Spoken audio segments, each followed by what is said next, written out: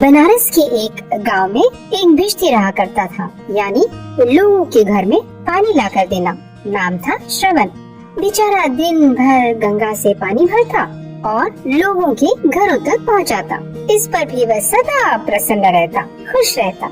एक बार की बात है कि वह पानी के बर्तनों को कंधे पर रखकर चला जा रहा था। तभी रास्ते में उसे एक रुपया पड़ा दिखाई दिया, रुपया भी चांदी का।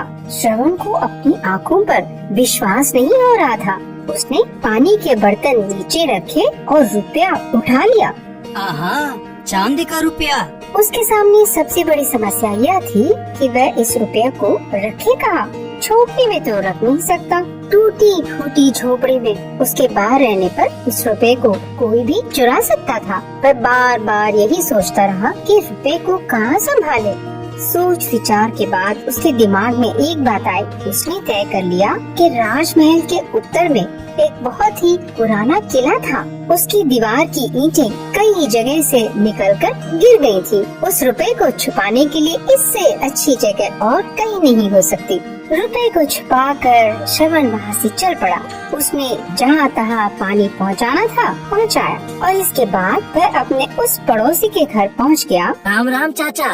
आओ बेटा आओ, बैठो, कहो कैसे आना हुआ। चाचा आप बुजुर्ग आदमी हैं, आपके सामने ऐसी बातें करते हुए शर्म तो आती है। बहुत बोले हो बेटे, बहुत अच्छी बात है। मैं कल ही लड़की के पिता के पास जाऊंगा, बस बात पक्की ही समझो। चाचा मैं। बेटे शर्माने की कोई बात नहीं है, शादी तो सभी की होती है और तुम्हारा अपना सगा भी तो कोई नहीं है, इसलिए मुझे अपने पिता के समान ही समझो। अच्छा चाचा, अब चलता हूँ। अच्छा बेटे जाओ, शादी की तैयारी करो। पड़ोसी चाचा से विदा लेकर श्रवण अपनी झोपड़ी में पहुंचा। वह जी जान से शादी की तैयारी में जुट गया। कुछ ही दिनों में श्रवण का विवाह हो गया। मेरे पास एक चांदी का रुपया है जो मैंने पुराने किले की दीवार में छिपा रखा है। तो निकाल लाइए ना उसे। और हाँ, 1 रुपया मेरे पास भी तो है, तब तो हमारे पास 2 रुपए हो जाएंगे। तुम ठीक कहती हो, मैं अपना धन निकाल लाता हूँ, फिर हम दोनों खूब घूमे फिरेंगे और ढेर सारी चीजें खरीदेंगे। हाँ क्यों नहीं, 2 रुपए कम होते हैं क्या? कुछ घर गृहस्थी का सामान भी तो खरीदना है, फिर आपके लिए कुछ कपड़े भी तो बनाने हैं। हाँ क्यों नहीं, जैसा तुम कह रही हो बड़ा मजा आएगा घूमने में। हमारे पास कम पैसे थोड़े ही है, 2 रुपए है 2। अब हम कोई गरीब नहीं है, सेठ है सेठ। हाँ आप सही कहते हैं। अच्छा तो तुम ऐसा करो, जल्दी से तैयार हो जाओ। जब तक तुम तैयार होगी मैं किले से रुपया लेकर आता हूँ। देख लीजिए, देर न करना। अरे चिंता न करो, बस देखो मैं यूँ गया और यूँ आया। अच्छी बात है, मैं तैयार होती हूँ। श्रवण रुपया लेने के लिए किले की ओर चल पड़ा। उसी समय उस राज्य के महाराज अपने छत के झरोखे से बाहर की ओर झांक रहे थे। इतनी तेज धूप में श्रवण को इस तरह भागते देखकर उन्हें बड़ा आश्चर्य हुआ। वह समझ नहीं पाए कि यह युवक इतनी तेज धूप में इस तरह क्यों भागा जा रहा है। उन्हें इसका कारण जानने की बड़ी उत्सुकता हुई, इसलिए उन्होंने तुरंत 2 सैनिकों को बुलाया और कहा, देखो एक युवक सड़क पर तेजी से भागता हुआ जा रहा है। हम जानना चाहते हैं कि वो ऐसा क्यों कर रहा है। जल्दी जाओ और उसे पकड़कर हमारे सामने लाओ। जो आज्ञा महाराज। कहते हुए दोनों सैनिक राजमहल से बाहर निकल गए और श्रवण का पीछा करने लगे। श्रवण बहुत तेजी से दौड़ रहा था, इसलिए सैनिकों को और भी अधिक तेज दौड़ना पड़ा। सैनिक पीछे से श्रवण को आवाज लगा रहे थे, अरे भाई रुको रुको। लेकिन श्रवण को तो जैसे कुछ सुनाई नहीं दे रहा था। राजा के सैनिक और भी अधिक तेजी से दौड़ने लगे। जब उनके और श्रवण के बीच में थोड़ी दूरी रह गई तो बोले, अरे युवक तुम रुकते क्यों नहीं? इस समय में बिल्कुल नहीं रुक सकता, मुझे एक बहुत जरूरी काम के लिए जाना है। अरे तुम्हें महाराज ने बुलाया है। क्षमा करना भाई, और महाराज से भी मेरी ओर से क्षमा मांग लेना। अरे तुम कैसे आदमी हो, राजा की आज्ञा को टालने से क्या तुम्हें डर नहीं लगता? भैया इस समय तुम लोग मुझे माफ करो, मैं मजबूर हूँ। अगर तुम नहीं मानोगे तो हम तुम्हें जबरदस्ती पकड़ कर ले जाएंगे। बड़े अजीब आदमी हो, महाराज बुला रहे हैं और तुम हो कि रुकते ही नहीं। तुम्हें तो अपने भाग्य की सराहना करनी चाहिए। सैनिकों के इन शब्दों को सुनकर श्रवण के पैर रुक गए। उसे ध्यान आया कि राजा की आज्ञा न मानने पर दंड भी मिल सकता है, पर क्या किया जा सकता था। वह दोनों सैनिकों के साथ राजमहल पहुंचा। मन ही मन डर भी रहा था।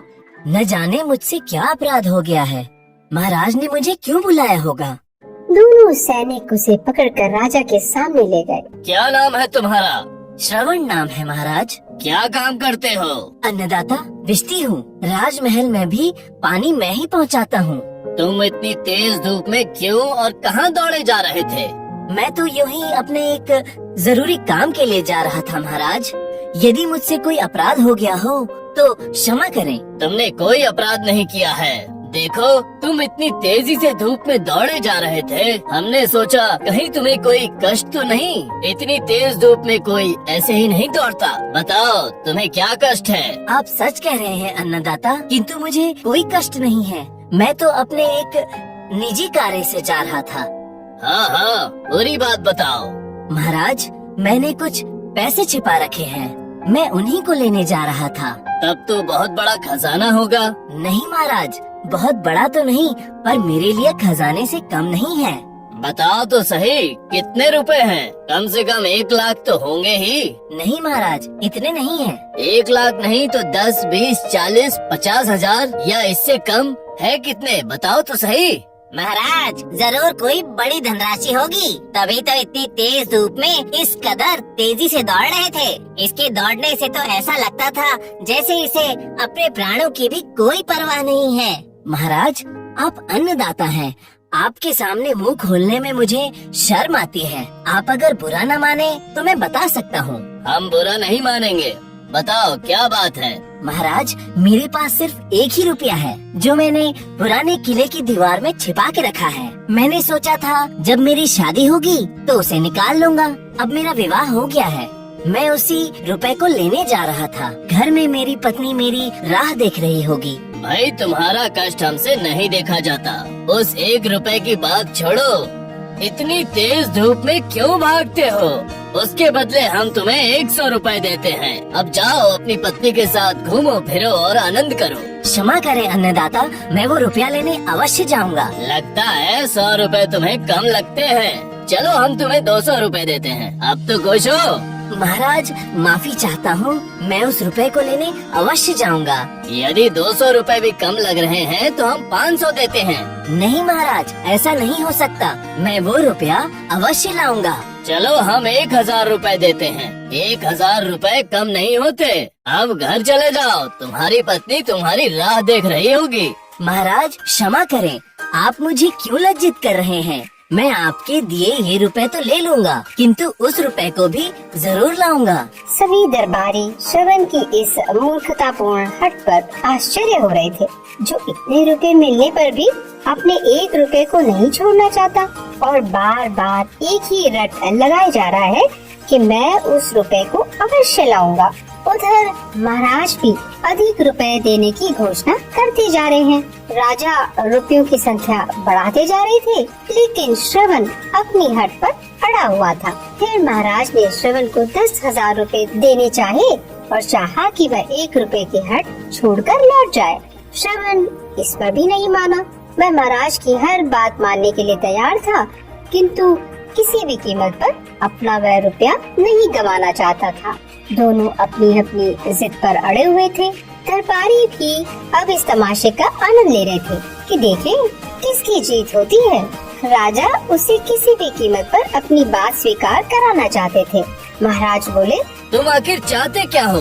तुम कितना रुपया चाहते हो? तुम जो कहोगे हम उतने ही देंगे, किंतु अपने 1 रुपए की जिद छोड़ दो। नहीं महाराज नहीं, पर मैं अपना ये 1 रुपया नहीं छोड़ सकता। सुनो युवक, हम तुम्हें अपना आधा राज्य देते हैं, लेकिन अब तुम उस रुपए को लेने की हट छोड़ दो। अन्नदाता, मुझे आपका आदेश मान्य है। इससे महाराज को अत्यंत प्रसन्नता हुई। इसे वह अपनी बहुत बड़ी जीत समझ रहे थे। आखिर उन्होंने उस हठी युवक से अपनी बात स्वीकार करवा ही ली।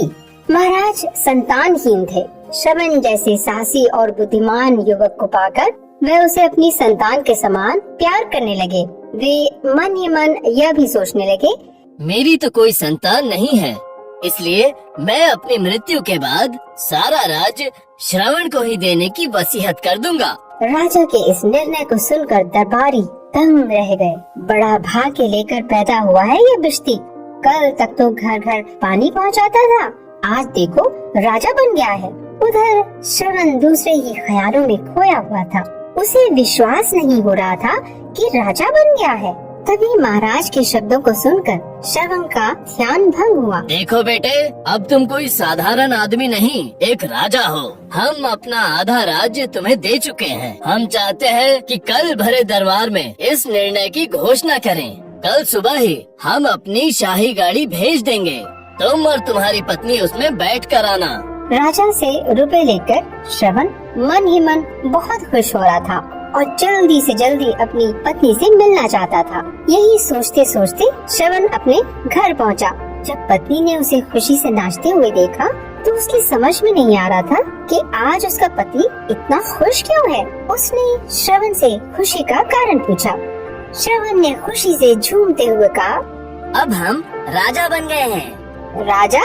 इन्हें कुछ हो तो नहीं क्या? श्रवण ने अपनी पत्नी से कहा। हाँ राजा, तुम विश्वास तो करो। श्रवण ने चुपचाप खड़ी अपनी पत्नी की ओर देखकर कहा। श्रवण की पत्नी की आंखें आश्चर्य से फटी की फटी रह गई। उसे अभी भी अपने कानों पर विश्वास नहीं हो रहा था। उसने श्रवण से पूरी बात बताने को कहा। श्रवण ने उसे सारी कहानी सुनाई और कहा, अब जल्दी से तैयार हो जाओ, हमें ऐसे कपड़े खरीदने हैं जिससे हम दोनों राजा रानी की तरह दिखाई दें। पर इतने महंगे कपड़े खरीदने के लिए रुपए भी तो चाहिए। अरे भगवान, इसकी तुम चिंता ना करो, राजा ने मुझे रुपए दिए हैं। अब तुम कुछ सवाल ना करो, बस जल्दी से तैयार हो जाओ। तैयार होकर दोनों पति पत्नी बाजार गए। उन्होंने अपनी मनपसंद की ढेर सारी चीजें खरीदी, खूब घूमे फिरे और अंत में चहकते हुए घर लौट आए। दूसरी सुबह राजा के आदमी शाही गाड़ी लेकर श्रवण को बुलाने आ पहुँचे। श्रवण उसमें बैठकर अपनी पत्नी के साथ राजमहल पहुँचा। राजा का दरबार लगा हुआ था। श्रवण भी राजा की बगल में एक आसन पर बैठ गया। तभी महाराज ने घोषणा की, हम अपना आधा राज्य श्रवण को देते हैं। श्रवण, बोलो तुम हमारे राज्य का कौन सा आधा भाग लेना चाहोगे? महाराज, मुझे आपके राज्य का केवल उत्तरी भाग चाहिए, क्योंकि उसी भाग में पुराना किला है जहाँ मैंने अपना वो रुपया छिपाया है। वो रुपया मेरे लिए बहुत शुभ है, उसी ने मुझे राजा भी बनाया है, मैं उसे छोड़ नहीं सकता। श्रवण, आखिर में तुम ही जीते, तुमने अपना वो रुपया नहीं छोड़ा। श्रवण ने राजा के पांव छूकर उन्हें प्रणाम किया और इस तरह श्रवण ने अपनी पत्नी के साथ आनंद पूर्वक बाकी जिंदगी बिताई।